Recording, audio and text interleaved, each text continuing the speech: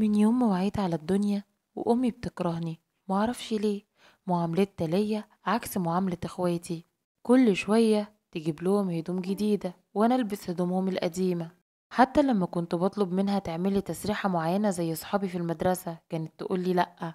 ما افتكرش مرة واحدة في حياتي فرحتني فيها، على طول كانت بتفرق بيني وبين اخواتي. كنت بزعل جدا من ده، لدرجة اني كنت بلوم نفسي وبقول اكيد انا عملت حاجة وحشة وانا صغيرة خلتها تكرهني. السنين بتعدي وانا اتعودت على معاملة ماما ليا. كنت دايما بصعب على اخواتي، خصوصا اخويا الكبير. كان على طول ياخدني ويخرجني ويحاول على قد ما يقدر انه ينسيني اللي ماما بتعمله معايا. كان هو اماني الوحيد في بيتنا، خصوصا انه لما اشتغل عوضني عن حاجات كتير. بقى كل قبض ليه يشتري لي هدوم جديدة، ده غير انه بقى يشوف فيديوهات على النت علشان يعمل لي شعري زي ما انا حابة. كنت بفرح قوي ان في حد بيحاول يساعدني، لكن امي كانت بتبقى متضايقة من العلاقة بتاعتنا. كانت تفضل تقوله وهو واقف معايا: انا مش مرتاحة لعلاقتكم يا ياسر، صدقني انا مش مطمنة لك ولا مطمنة لها. كنت بستغرب هي بتعمل كده ليه، ده اخويا. بس كنت بقول لنفسي يمكن بتعمل كده لانها بتكرهني وبتحب اخواتي اكتر مني. اكيد متضايقة ان ياسر بيجيب لي انا كل قبضة حاجات جديدة ليا واخواتي لأ. الايام بتعدي وانا بكبر، كنت في الثانوية العامة. من هنا بقى ابتدت قصتي اللي بجد. انا كنت شاطرة جدا وكنت حابة اني ادخل كلية الطب. كنت كل يوم اخلص شغل البيت لان ماما ما كانتش بتسمح لاي حد يعمل اي حاجة في البيت غيري انا. كنت اخلص اللي ورايا وادخل علشان اذاكر، ولما اتعب من المذاكرة اقوم اصلي ركعتين واشرب بق مية من الازازة اللي انا على طول بحطها جنبي، وبعد كده اروح في نوم عميق. كنت بعمل كده كل يوم لحد ما في يوم قمت جسمي متكسر وكان فيه دم مغرق هدومي. ساعتها انا فكرت ان ده دم الحاجة اللي بتيجي لكل بنت كل شهر. قمت خدت شاور دافي وخرجت علشان اصلي واكمل مذاكرة لان كان عندي امتحانات. لكن وانا بذاكر حسيت ان دماغي مصدعة ومش قادرة ان انا اركز. استغربت نفسي بس قلت يمكن ده بسبب الحاجة برضو اللي بتيجي لكل بنت كل شهر. خدت حاجة مسكنة علشان اسكن الصداع اللي انا كنت حاسة بيه، وبعد كده رجعت علشان اذاكر تاني. وانا بذاكر ماما نادتلي وقالت لي خلصي علشان تجهزي الغدا. قمت علشان اجهز كل حاجة، وبعد ما خلصت الغدا روقت البيت وبعد كده غسلت المواعين وكلت مع اهلي ودخلت علشان اكمل مذاكرة تاني. بعد ما خلصت مذاكرة عملت اللي بعمله كل يوم، صليت وشربت مية ونمت. وتاني يوم قمت عظمي مكسر وتعبانة ومش قادرة اخد نفسي. قلت لنفسي يمكن خدت برد، لكن للأسف الموضوع ده اتكرر اكتر من مرة. كل ما انام اصحى الاقي نفسي دماغي مصدعة لحد ما في يوم حسيت ان انا مش طبيعية. كل يوم اصحى من النوم احس اني عايزة ارجع. اي اكل باكله مش بيستمر في بطني، لدرجة ان كل اللي في البيت لاحظ ده. واحنا بناكل كنت قرفانة من الاكل وحاسة ان الفراخ ريحتها زفرة. ساعتها ماما قالت لي: يا بنتي انت اللي فيكي ده اكيد مش طبيعي، ده انت كل حاجة بتعمليها اكنك حامل. ياسر هنا كان بياكل راح شرق وقام من على الاكل قال: بعد اذنكم انا هروح بس مشوار وارجع تاني. كان وشه اصفر جدا وخايف اكنه عامل عاملة. الفترة اللي كنت تعبانة فيها ياسر ما كانش بيقرب مني وما كانش بيكلمني كالعادة. كنت مستغربة جدا بس قلت يمكن مشغول ربنا يعينه. لما التعب زاد عليا طلبت من امي تيجي معايا علشان نكشف، لكن هي رفضت وقالت لي: لو تعبانة روحي اكشفي مع نفسك، انا مش قادرة اروح في اي مكان.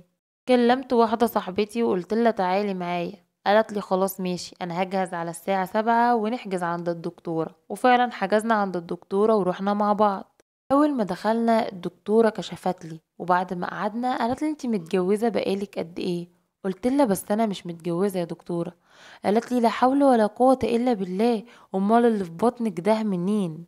قلت لها: هو ايه اللي منين؟ انا مش فاهمة حاجة. قالت لي: انتي حامل في شهرين. فقدت وعي من الصدمة، ولما فقت ما بقتش عارفة اللي انا بسمعه ده صح ولا انا كنت بحلم. صاحبتي والدكتورة فضلوا يهدوا فيا لحد ما هديت. الدكتورة كلمتني وقالت لي نتكلم بالعقل شوية. انتي مفيش اي حد لمسك، اتكلمي معايا ما تتكسفيش، اعتبريني زي مامتك، صدقيني يا بنتي انا اكتر حد هساعدك. انهارت في العياط وقلت لها والله ابدا، والله ما حد لمسني، انا ما اعرفش ايه اللي حصل ده وازاي انا حامل، ارجوك اكشفي لي تاني اتاكدي. قالت لي والله متاكده، ده بيبي وبيتحرك كمان، انا مش عبيطه يا بنتي. خدت بعضي انا وصاحبتي ونزلنا، وانا كنت منهارة، ما كنتش عارفة امشي من كتر ما كانت رجليا بتخبط في بعض من الخوف. صاحبتي قالت لي هتعملي ايه دلوقتي؟ قلت لها مش عارفة، بابا لو عرف هيقتلني، وماما ما بتحبنيش مش هتسمي عليا. اروح فين دلوقتي؟ انا لازم اموت نفسي. انا مش فاكرة انا عملت كده ازاي، ولا عملت كده امتى، ولا مين حتى اللي عمل معايا كده. صاحبتي طبطبت عليا وقالت لي ممكن يكون الشيطان. قلت لها اعوذ بالله من الشيطان الرجيم، ايه اللي انتي بتقوليه ده؟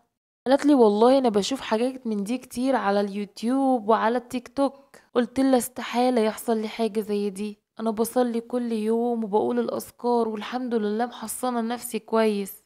قالت لي ما فيش اي حل تاني، اكيد اللي حصل معاكي ده حصل معاكي وانتي نايمة. قلت لها تصدقي فعلا انتي عندك حق، من شهرين بالظبط وانا كل يوم بقوم جسمي مكسر، اكن حد كان نايم فوقي وجسمي كله بيبقى فيه علامات.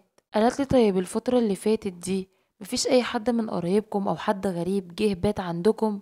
قلت لها لا، ياسر مانع الموضوع ده، مفيش اي راجل بيدخل بيتنا، هو ياسر وبابا بس اللي موجودين معانا.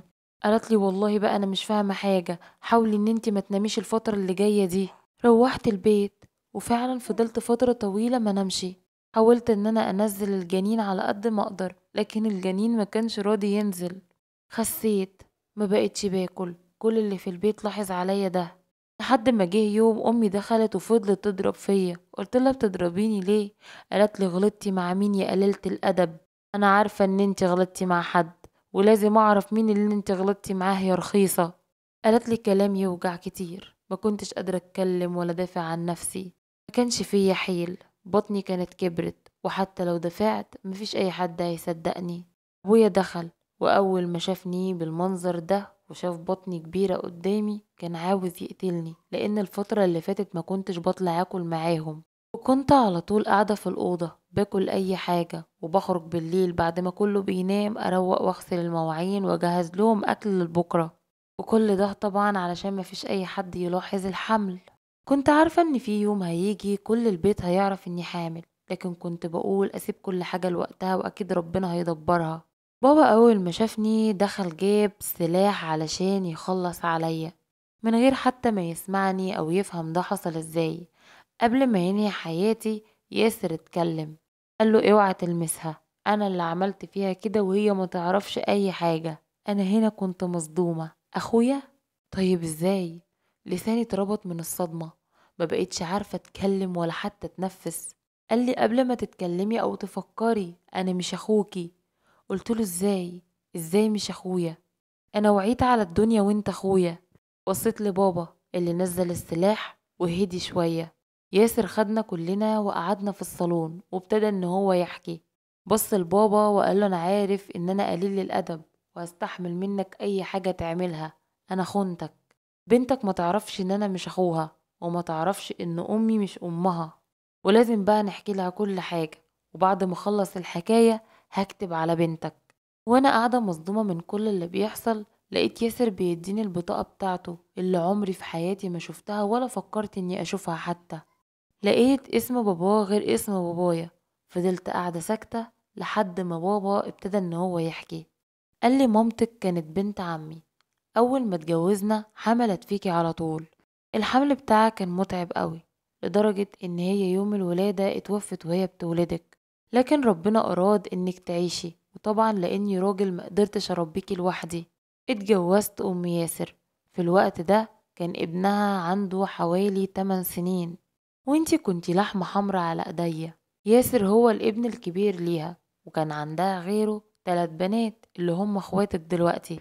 انا ربيتهم وقلت اكسب فيهم ثواب، لكن ام ياسر ما كانتش بتحبك، ده طبعا لانها عرفت من كل الناس اللي يعرفوني ان انا كنت بحب امك جدا، وهي عارفة ومتأكدة ان انتي نسخة طبق الاصل من امك، وكل ما بشوفك بفتكرها.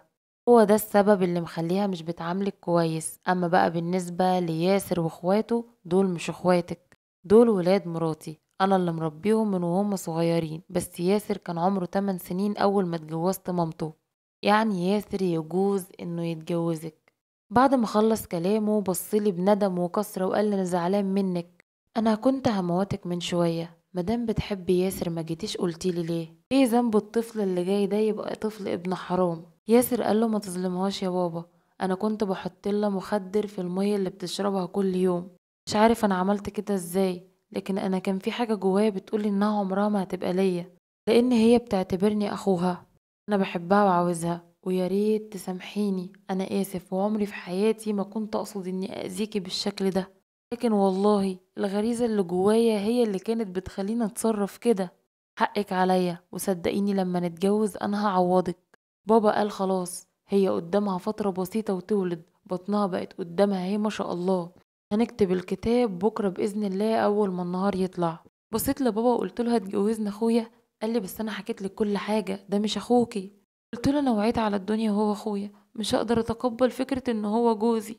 أنا عندي أموت وما اتجوزهوش، أنت كده بتدمرني. قال لي حبيبتي أنت كده وكده متدمرة، مش هينفع إن احنا ما نجوزكيش ليه. هو دلوقتي بقى جوزك غصب عنك او بمزاجك، بكرة هنكتب الكتاب، مفيش اي كلام او اي نقاش في الموضوع ده تاني. فعلا تاني يوم كتبنا الكتاب وانا مغصوبة، ودلوقتي احنا عايشين في بيت واحد، لكن مش قادرة اتقبله ولا قادرة اعيش معاه. ساعات بفكر اني اموت نفسي، انا ناقصلي شهر واولد. خايفة من كل حاجة، حياتي اتدمرت في يوم وليلة وانا ماليش ذنب في اي حاجة حصلت لي. ياريت تقولولي اعمل ايه.